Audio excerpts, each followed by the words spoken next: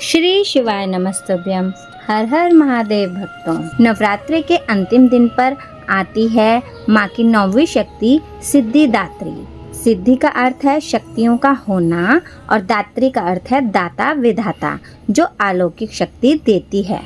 जैसा कि उनके नाम से ही पता चलता है कि देवी का यह रूप अत्यंत कृपामयी है और वे अपने साधक को दिव्य सिद्धियां प्रदान करती हैं। लेकिन आखिर माता के इस स्वरूप का नाम सिद्धिदात्री कैसे पड़ा और वे अपने साधक को कौन सी सिद्धियां प्रदान करती हैं, तो चलिए आज जानते हैं। नवरात्रि के अंतिम दिन आज हम सुनते हैं माता सिद्धिदात्री जी की पौराणिक कथा। कथा के अनुसार देवी ने भोलेनाथ को 18 विशेष प्रकार की सिद्धियां प्रदान की। इन सिद्धियों को प्रदान करने के कारण ही उनका नाम सिद्धिदात्री पड़ा। इनमें से 8 सिद्धियां प्रमुख हैं और 10 सिद्धियां गौण हैं। जहां माता सिद्धिदात्री ने भगवान शिव जी को 18 सिद्धियां प्रदान की, वहीं दूसरी ओर ब्रह्मा जी और भगवान विष्णु को उन्होंने 8 प्रमुख सिद्धियां प्रदान की, जिन्हें अष्ट सिद्धियों के नाम से भी जाना जाता है। शिव जी ने कठोर तपस्या करके सिद्धियों को प्राप्त किया। तो आइए जानते हैं ये 8 सिद्धियां कौन सी हैं। अणिमा यानी कि परमाणु जितना छोटा बनने की क्षमता।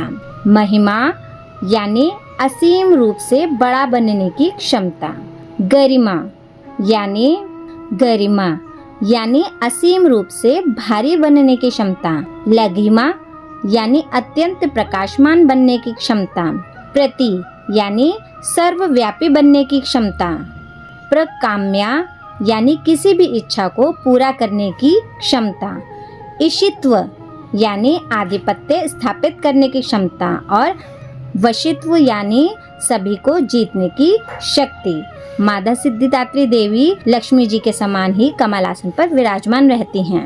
माँ सिद्धिदात्री जी की कृपा से ही शिव जी ने अर्धनारीश्वर रूप धारण किया और वो अर्धनारीश्वर कहलाए, जिनका आधा शरीर नारी का हो और आधा शरीर पुरुष का। इससे यह संदेश मिला कि शक्ति और शिव का मिलन ही सृष्टि का आधार है। देवी सिद्धिदात्री जी अलौकिक सिद्धियां प्रदान करने वाली हैं, इसलिए इनकी पूजा भौतिक जगत में रहने वाले देवी देवता, गंधर्व, ऋषि मुनि और राक्षस भी करते हैं।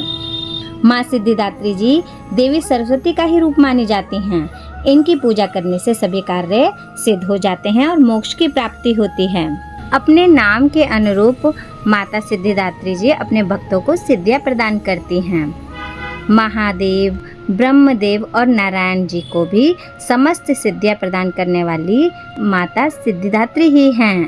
अष्ट सिद्धि 9 निधि की दात्री, हे माँ सिद्धिदात्री, मन वांछित फल प्राप्त करे जो, ध्याते दिवस और रात्रि, हे माँ ध्याते दिवस और रात्रि, हे माँ ध्याते दिवस और रात्रि।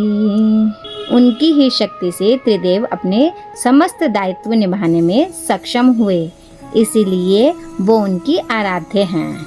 संसार में सिद्धिदात्री जी का प्रादुर्भाव इसी सत्य को उजागर करने के लिए हुआ है कि संसार में स्त्री शक्ति ही सर्वोच्च है। महादेव की प्रकृति में स्थिरता है, किंतु माता की प्रकृति में गतिशीलता है। इसीलिए हमारे किसी भी कर्म के पीछे जो ऊर्जा होती है, वो हमें माता सिद्धिदात्री जी से ही प्राप्त होती है। और सिद्ध पुरुषों के साथ उनकी सिद्धियों का रहना उनके आचरण पर ही निर्भर करता है। और किसी भी परिवार में जीवन दात्री और बल प्रदान करने वाली तो स्त्री ही है। यदि हम उस बल का उपयोग सत्कर्म एवं परिवार की भलाई के लिए करें, तो परिवार के हर्ष, आनंद और बल सभी में सदैव वृद्धि होती है। आइए निर्मल मन से पवित्र होकर देवी जी की स्तुति करते हैं।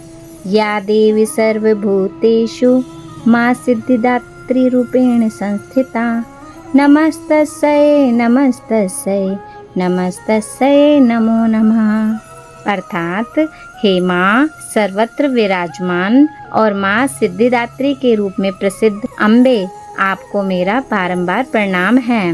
मैं आपको बारंबार प्रणाम करती हूँ। हे माँ, मुझे अपनी कृपा का पात्र बनाओ। नवरात्रि पूजन के 9वें दिन उनकी उपासना की जाती है। इस दिन शास्त्रीय विधि विधान और पूर्ण निष्ठा के साथ साधना करने वाले साधक को सभी सिद्धियों की प्राप्ति हो जाती है। सृष्टि में कुछ भी उसके लिए अगम्य नहीं रह जाता। ब्रह्मांड पर पूर्ण विजय प्राप्त करने के सामर्थ्य उसमें आ जाती है। माँ सिद्धिदात्री 4 भुजाओं वाली है। इनका वाहन सिंह है और ये कमल पुष्प पर भी आसीन होती हैं। प्रत्येक मनुष्य का यह कर्तव्य है कि वह माता सिद्धिदात्री जी की कृपा प्राप्त करने का निरंतर प्रयत्न करे, उनकी आराधना की ओर अग्रसर हों। इनकी कृपा से अंत में मनुष्य सभी सुखों का भोग करता हुआ मोक्ष को प्राप्त कर सकता है।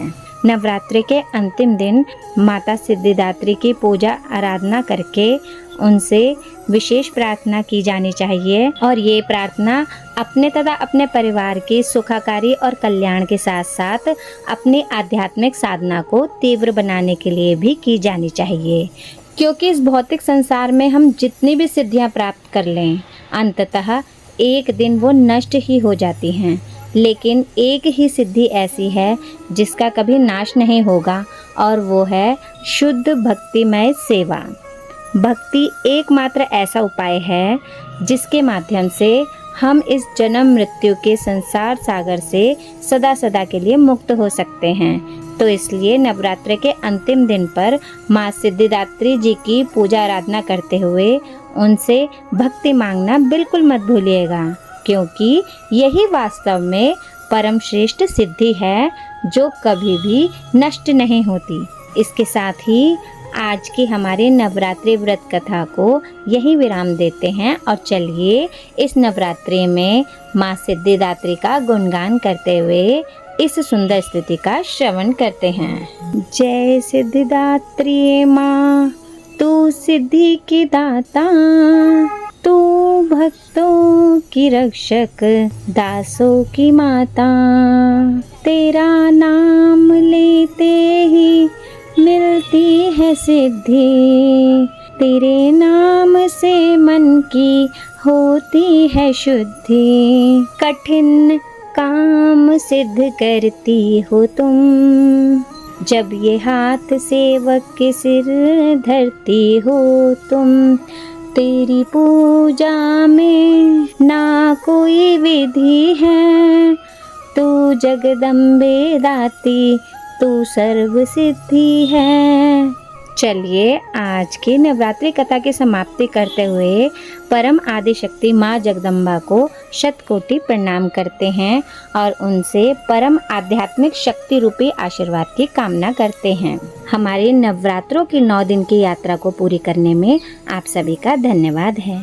श्री शिवाय नमस्तुभ्यम। हर हर महादेव भक्तों, जय माता दी।